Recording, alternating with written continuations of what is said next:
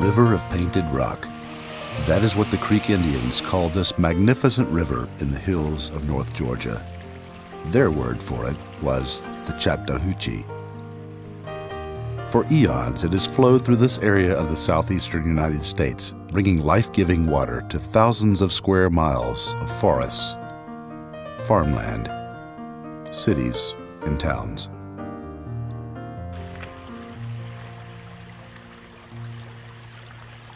The Chattahoochee drains over 8,000 square miles of land.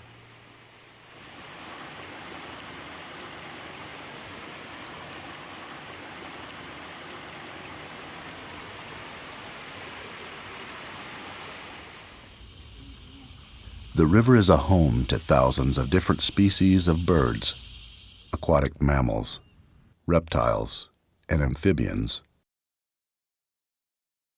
Insects by the billions depend on its flow, and likewise thousands of other creatures higher up the food chain. The river is a haven for humans as well. Thousands of people depend on the river for their recreation and use it as a respite from the pressures of contemporary lifestyles.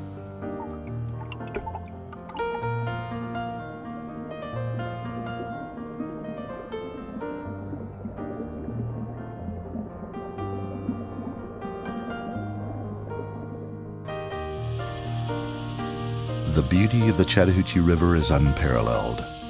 One cannot help but feel insignificant when encountering this wonder.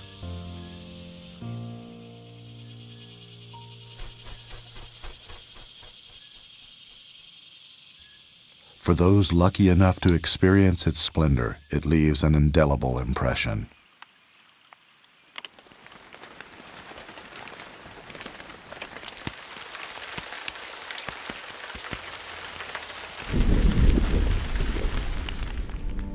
Metro Atlanta has the smallest watershed serving its population, the smallest river of any water supply in the entire United States. Protecting the rivers and the floodplains adjacent to them is vital. The Chattahoochee River begins a few miles north of Helen, Georgia, in a small valley of the Appalachian Mountains. The river is just a small trickle of water springing up from the ground and barely a few inches wide. The river here is pure, wild, and refuses to be tamed. The water is crystal clear most all year long and comes from a combination of rain, groundwater, and aquifer left over from the last ice age. One can see unique varieties of trees and wildlife presented for the eye as skillfully as an impressionist painting.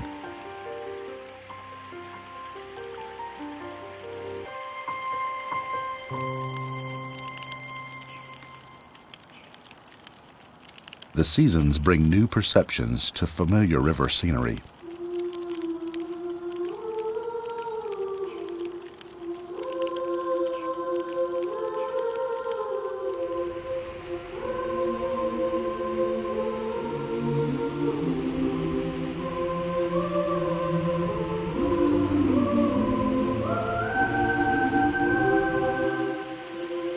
With every visit to the Chattahoochee River Basin, one leaves with a renewed sense of awe and reverence for the forces of nature that created this arresting environment.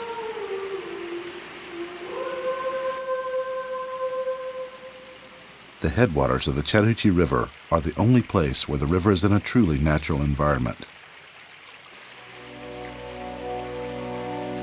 As the river leaves this protected area, it is immediately assaulted by the encroachment of development in the river basin.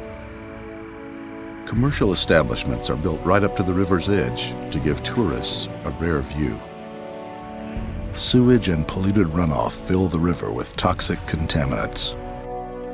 Cattle are allowed to bathe and defecate in the water. No one looking here would guess how important this flow of water is to millions of Georgians who depend on it for their lives. Without the Chattahoochee River, the Atlanta metro area could not be sustained. The amount of water available here to us is barely enough. And when we look ahead 20, 30, 50 years, we become more concerned about the availability of this resource for our basic water supplies. The metropolitan area of Atlanta could not sustain the population there now if it weren't for that artificial lake. The limit that is set is to how much water can be trapped and supplied to the metropolitan area. And it's apparent that we have just about reached the limits. The time of reckoning is coming. The water is running out. There is a limit to how much water we can continue to withdraw from the river. There's a reason to be interested in protecting our river for self-interest and for our families and for our grandchildren, so that we know that there will always be a flowing river they will be able to enjoy. And then there's the larger community reason too. Being able to share something that is so critical to life itself. Life cannot exist without water. What could be more important?